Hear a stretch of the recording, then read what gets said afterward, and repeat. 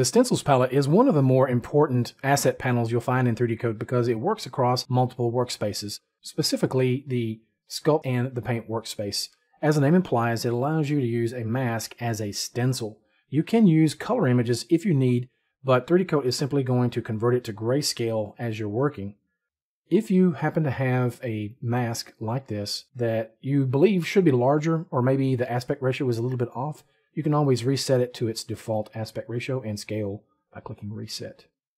You can use the standard widgets here at the top, just like you have in the navigation bar, to move it in the viewport. You can also scale it. You can squash it along a specific axis if you need, and you can also rotate it. Now, as far as navigation is concerned, you can right-click on this little widget. I'm first going to click Reset, and that will put it back at the center. But if you right-click on that little dot, it's going to bring up this 2D gizmo that you can use for better manipulation without having to reach into the Preview Options panel. So you can left mouse click in the center and drag to reposition it. You can scale it globally. And you'll notice toward the bottom you have an actual value listed here as you scrub. Same thing occurs whenever you rotate.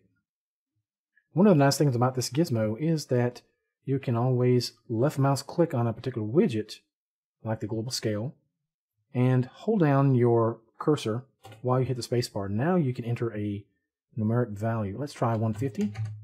Same thing with the rotation widget. Left mouse click, hold while I hit the spacebar. Now let's click 45. I hit OK. So let's go ahead and zoom back out.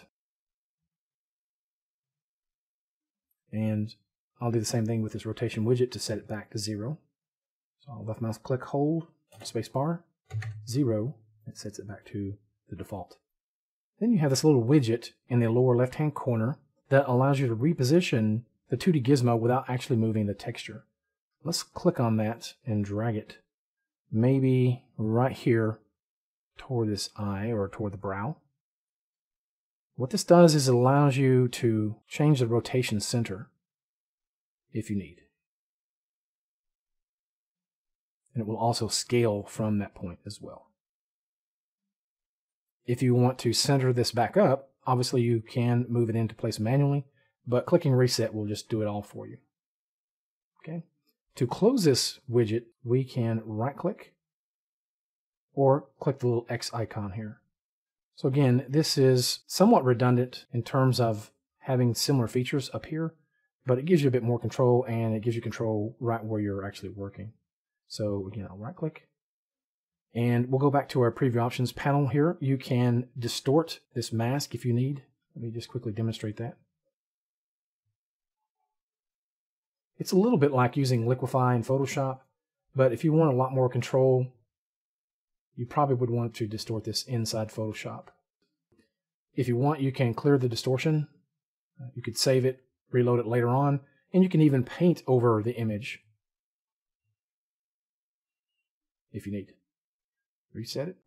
If I want to clear the paint that I've done, I can just click on the mask thumbnail and that will discard it.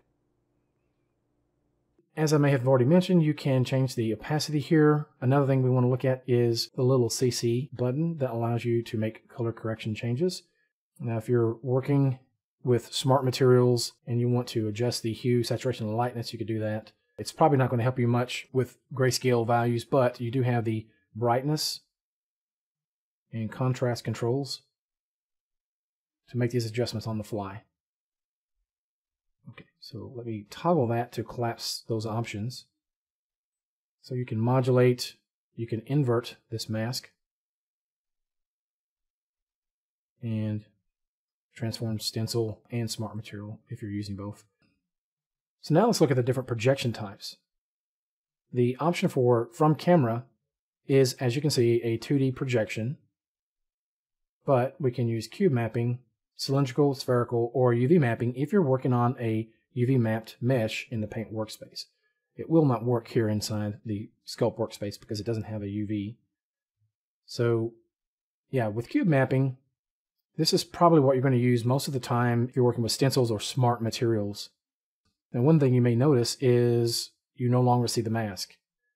You can see it once you make adjustments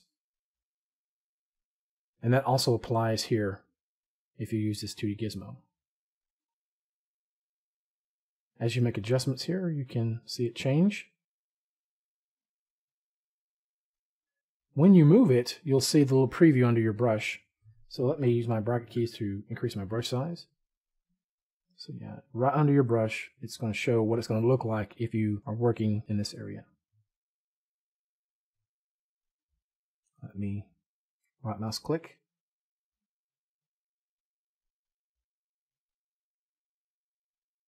All right. So with the cube mapping, let me go ahead and do a little bit of work here at the top.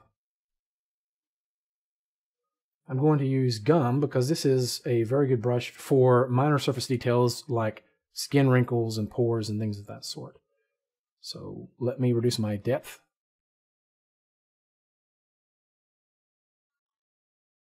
Let me increase it just a bit.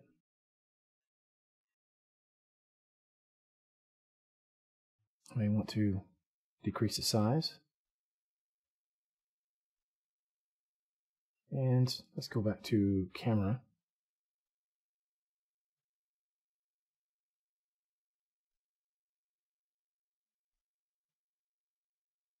That seems to work a bit better.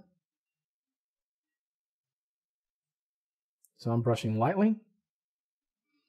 I can close that to remove the mask.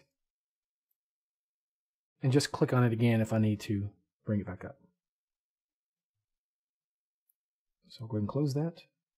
And I'll undo to remove those changes. Now let's go into the paint workspace and see how it works with paint layers. So let's create a new paint layer here. What we're doing with our sculpt object is we're painting on the vertices themselves. We are not painting on a UV texture. All right, so let's choose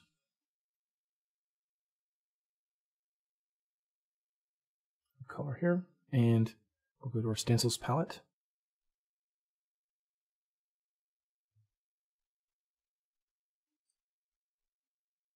Choose Reset. Again, I'll scale it down. Let's go ahead and brush. I'm doing just lightly brushing here. I can adjust the opacity.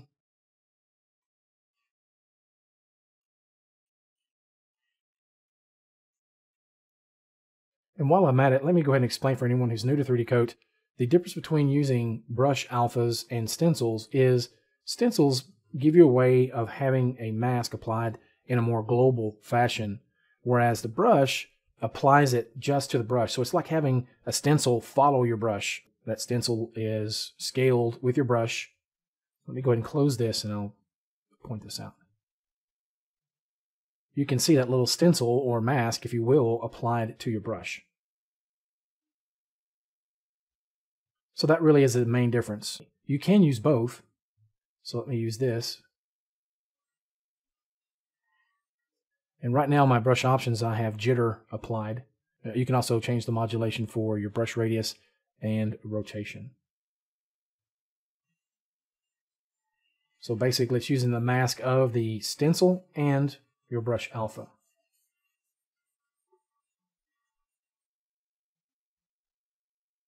And so that's a quick look at using stencils inside 3D Coat. Thank you for watching. We'll see you next time.